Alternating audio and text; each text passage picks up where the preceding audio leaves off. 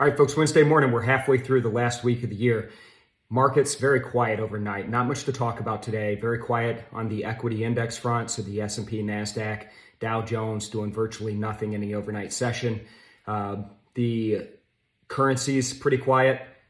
Oil fairly quiet right now. We're not seeing a lot of movement in anything. Biggest news overnight was really just related to one stock, and that was Tesla, and the fact that Elon Musk has sold another $1 billion worth of stock, as he had talked about a couple months back. So we're seeing that play out. That's really been the only action overnight to speak of. Again, going to be a very quiet day. We're getting closer to New Year's Eve, which is Friday, the last trading day of the year. Things are starting to taper down once again. Saw a little bit of activity on Monday, saw some activity yesterday. Things are starting to quiet down a bit. So be ready, though.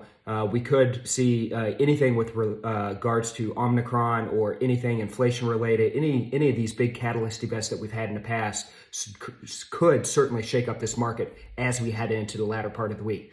That being said, if you do find yourself with some time on your hands, perhaps you're a little sick of the in-laws or still staying in your house, go over to Nadex.com, check out the Learning Center. We've got a lot of free educational content there for you to just take a hack at over the course of a day. We've got the latest boot camp.